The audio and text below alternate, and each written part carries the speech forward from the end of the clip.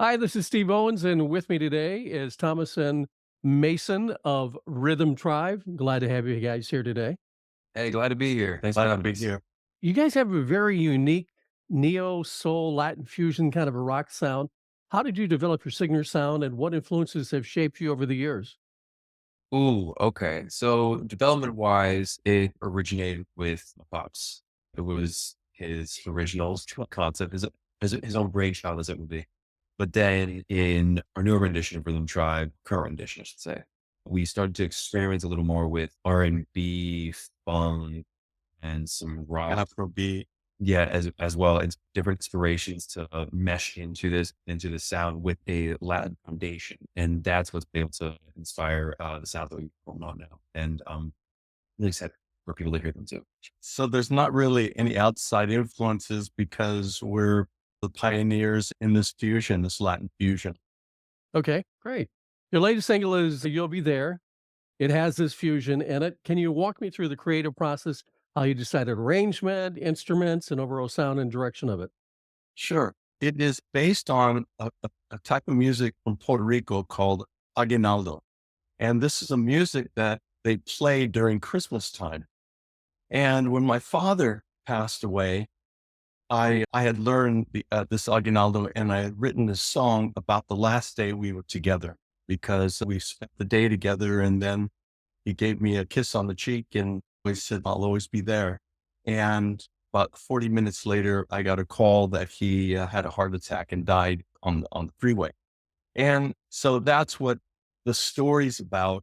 And the music of Aguinaldo, it was me really connecting to this Puerto Rican heritage that I was raised in and that the kids were, that Mason and Brisa were raised in here. And so I think it felt very unique to have my daughter singing it and then playing it with my son. Mhm. And then when it comes to the production setup, we've come up with a pretty much kind of a full assembly line, I would say, where it starts up with the three of us two, and then my sister Brisa.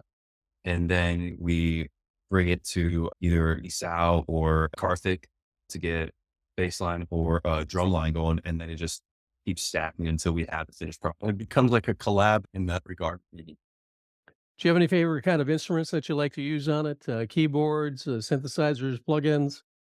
On that song, honestly, we're very much on the on that song, we're very much on, I would say, almost stripped down sound. It's a classical guitar.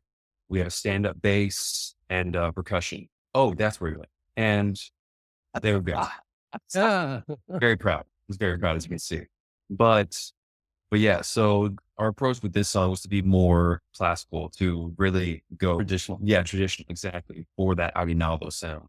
We have other songs that we've been releasing that have a little more experimental sonics, I would say, including Holding On to the Night, working with some delay effects, as well as, oh, One Day at a Time, Right. where we incorporate hand pan or hang, goes by both names, but it just really adds this more meditation and mesmerizing sound.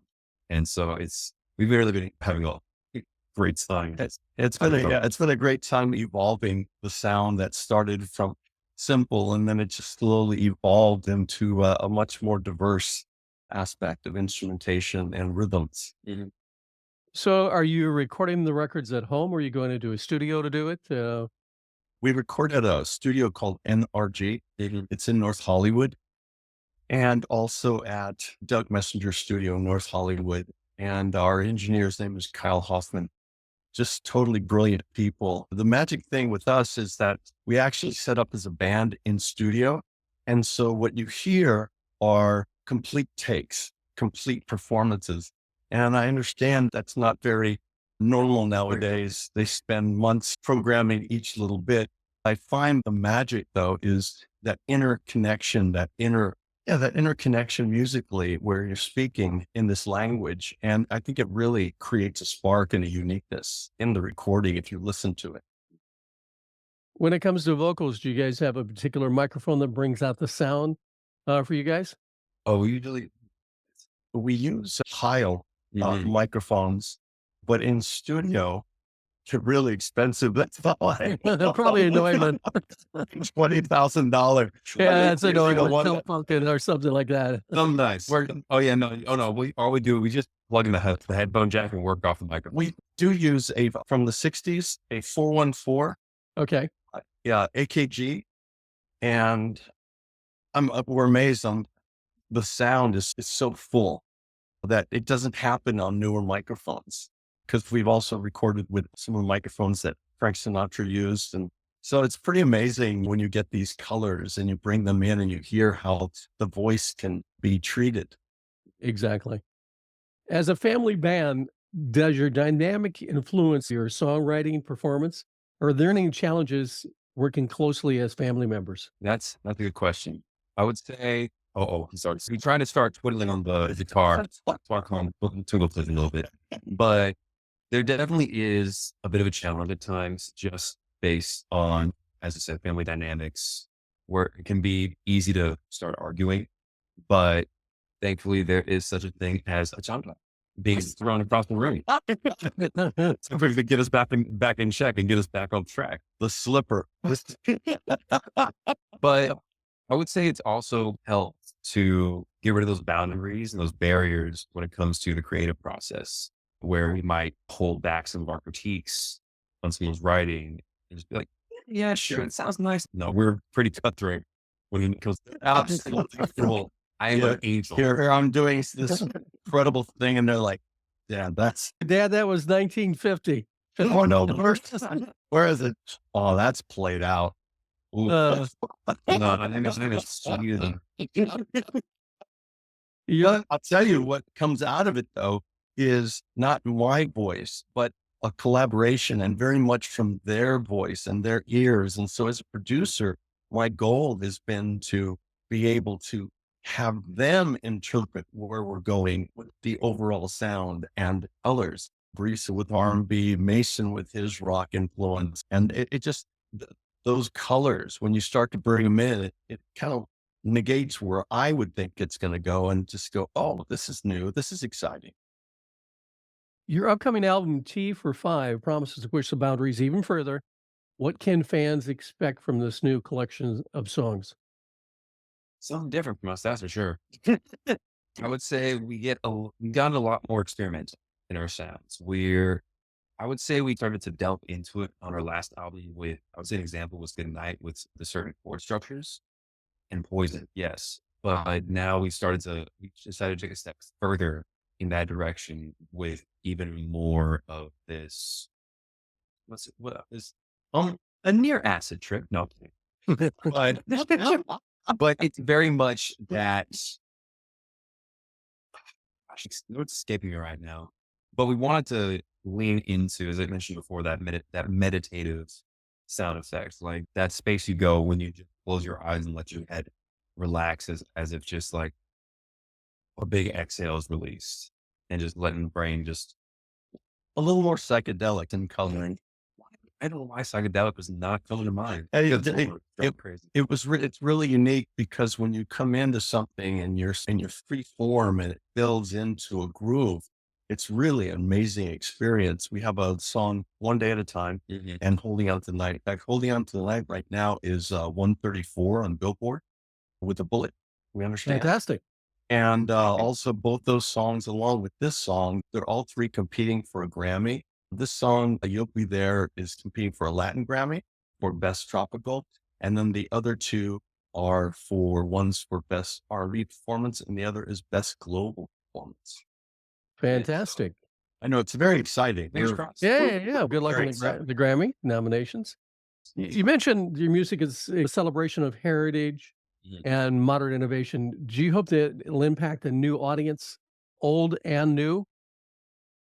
Definitely. We do have a broad. Yeah. It's because we don't exactly have an exact, let's say like, an exact demographic. Or of course we do have the more Latin based Right. demographic that But it'll run from the but- 20s, 50s. Oh yeah, no, this music can work for anybody, honestly. And we hope that everybody enjoys it.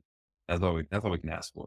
Just listen, enjoy, let us know how you feel, and hopefully it's positive. I believe it is cross generational because there are colors in it that that they can all enjoy. It's not just a dance beat or it's not just some 80s R&B. It's not just ambient. Right, exactly. Yeah. So it's a true fusion that for some reason we're really blessed. It's drawing a lot of different people. We so appreciate it too. How are you building your fan base, being the wide spectrum, not a very narrow lane? Mm, That's a great question. Honestly, like, there's not much you can do these days, save for performances and social media. We're on social media on Instagram at Rican Tribe Official. So Also, dancemaster.com. yeah, we have our own website. That's our own distribution platform, dancemaster.com. That's where you can find all of our albums, both current and previous. And speaking of performances, we actually have a show coming up at the end of this month, September 29th, at the Rock over in Hollywood. So very excited for that. And we partnered in with Children of the Night. Children Lab, we're going to be raising funds to help fight against human trafficking. They've been at it for quite a few decades, and we want to. So, That is fantastic. Yeah, I so know yeah, uh, that you guys have played concerts, the Viper Room and the Whiskey Go Go. What is it that excites you when you guys are up on stage? honestly, it's just pure happiness and adrenaline, I would say. Our last show was over at Los Lobos and like great audience. And it was just nothing but positive feedback, and which is all we got asked for. And one of the best things I remember is as we were playing, I think we were playing Thomason, and Risa went out onto the stage extension and Spotlight was on her. And I couldn't help but have the biggest grin on my face because I'm like, that's my sister. I don't know why. It was just this proud moment that I had. I was just love this band. I was just so happy to be there and we're really looking forward and hoping that we can keep it going and just keep this peace, love, and positivity rolling and just, and share. yeah. And sure, I think from a parent standpoint, to be able to speak in a language where in of music and have your kids with you in that and everyone's communicating, first off, that's a dream come true. But when we first started this, it was just an idea to get together to make music. And then we went, your song went to number 28 on Billboard. And then we realized, wow, this is a thing. So we kept it going. And so for me to be able to be on stage and have that expression happen with your kids, it's a true dream come true. It's an honor. Mhm. With the change in the culture and television networks, you have Apple TV that is running Acapulco, Land of Women with Eva Longoria, and then you've got Telemundo who is now doing bilingual TV shows.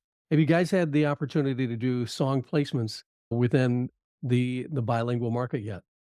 Not yet. No, we're looking to potentially spread there as we keep developing, keep growing our base, and hopefully it catches. Yeah. Yes. I think the key is for them to be able to discover what we're doing, seeing how it's so new. And because it's new, they have to discover it somehow.